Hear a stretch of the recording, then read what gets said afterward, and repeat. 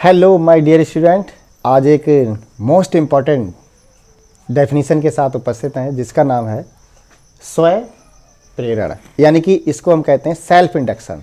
बहुत इम्पॉर्टेंट है, very most important है।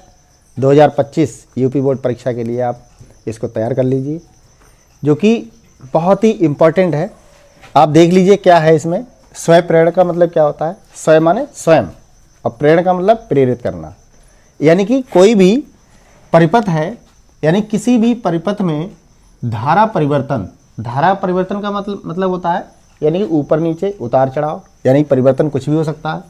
किसी भी परिपथ में धारा परिवर्तन के कारण स्वयं इसी परिपथ में प्रेरित विद्युत वाहक बल की उत्पत्ति की परिघटना को विद्युत वाहक बल, यानी कि इसे हम क्या कहते हैं? स्वय प्रेरण कहते हैं। और इसमें जो बेटा प्रेरित विद्युत वाहक बल उत्पन्न होता है उसमें हम क्या कहते हैं? उसे विरोधी विद्युत वाहक बल भी कहते हैं। यानी कि आप देख लीजिए, इस प्रेरित विद्युत वाहक बल को विरोधी विद्युत वाहक बल भी कहते हैं। यानी कि कोई भी अगर परिपथ में धारा परिवर्तन हो रहा है तो उसमें कोई ना कोई बल उत्पन्न होगा जिसे हम कहते हैं प्रेरित विद्युत वाहक बल। और इसी प्रेरित विद्युत वाहक बल को हम क्या कहेंगे? स्वय प्रेरण कहते हैं। और इसी को हम क्या कहेंगे? विरोधी विद्युत वाहक बल, जो कि धारा के परिवर्तन के मान में विरोध उत्पन्न करता है, इसलिए इसको हम विरोधी विद्युत वाहक बल कहते हैं। अब बात आती है इसकी स्वय प्रेरण गुणांक की।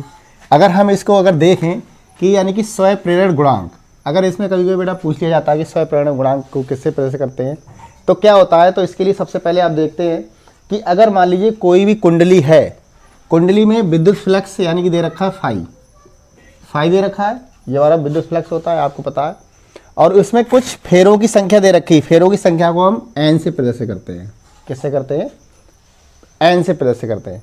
तो इसमें क्या होता है, जो इसमें जो उत्पन्न होगा विद्युत फ्लक्स, तो वो किसके बराबर होगा? धारा के मान के बराबर होगा। यानी कि कहने का मतलब क्या है, यानी कि जो भी फेरों की संख्या है फाई बी, और इसमें जो धारा बह रही है यानी कि आई, वो इसके क्या होगी? अनुक्रमानुपाती होती है। जब हम अनुक्रमानुपाती का निशान हटाते हैं तो यहाँ पर एक कांस्टेंट आ जाता है एल। इसी को हम क्या कहते हैं बेटा? स्वय प्रेरण गुणांक कहते हैं। और या इसको स्वय प्रेरण गुणांक को हम स्वय प्रेरकत्व भी कहते हैं। तो इसका मान निकाल लीजिए आप। तो मान निकालेंगे तो क्या आएगा? एन फाई बी बटे त्रिय गुणा से आप इसको नीचे ले आइए तो कितना हो गया? एल, या एल बराबर एन फाई बी बटे आई। ये बेटा हमारा फार्मूला होता है स्वय प्रेरण गुणांक का। इसी को हम क्या कहते हैं? स्वय प्रेरण गुणांक कहते हैं।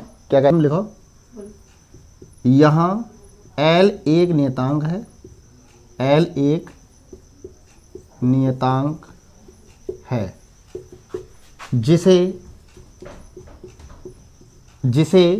स्वय प्रेरण गुणांक या स्वय प्रेरकत्व कहते हैं। स्वय प्रेरण गुणांक जिसे स्वय प्रेरण गुणांक या इसी को बेटा हम कहते हैं स्वय प्रेरकत्व। क्या कहते हैं? स्वय प्रेरकत्व कहते हैं।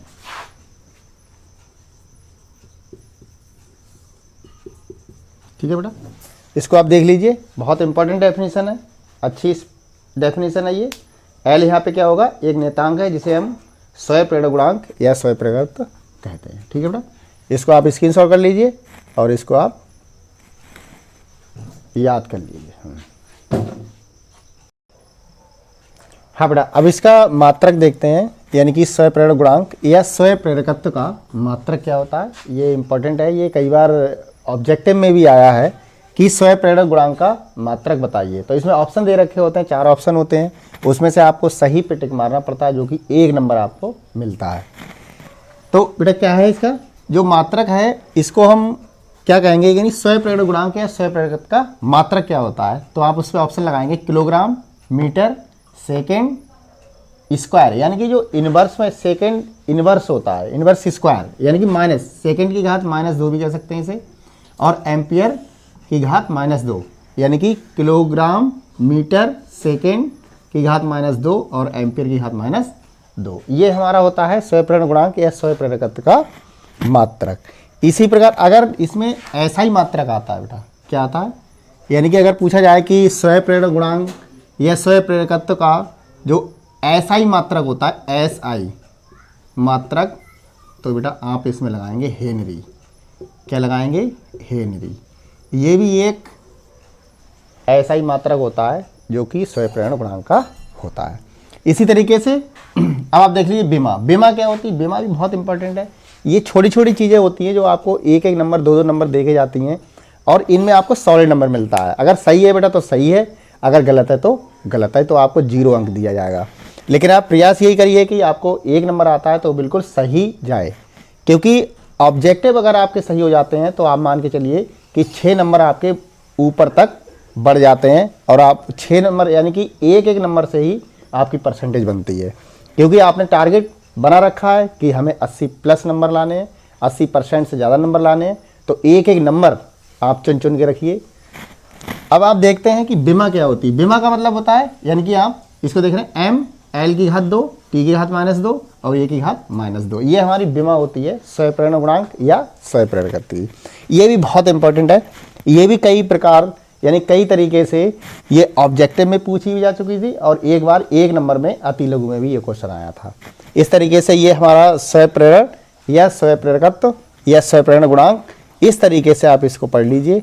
इसमें से आपको 1 या 2 नंबर आपको 100% मिलने वाला है। इसीलिए हम आपके लिए एक एक टॉपिक चुन चुन के ला रहे हैं, इंपॉर्टेंट ला रहे हैं, वेरी मोस्ट इंपॉर्टेंट ला रहे हैं, जो कि आपको एक एक नंबर, जिसे कहते हैं ना कि बूंद बूंद से घड़ा भरता है, तो एक एक नंबर आप चुराते रहिए, लेते रहिए, पढ़ते रहिए, याद करते रहिए। और इसी शब्दों के साथ नेक्स्ट वीडियो में फिर मिलेंगे। तब तक के लिए जय हिंद, जय भारत।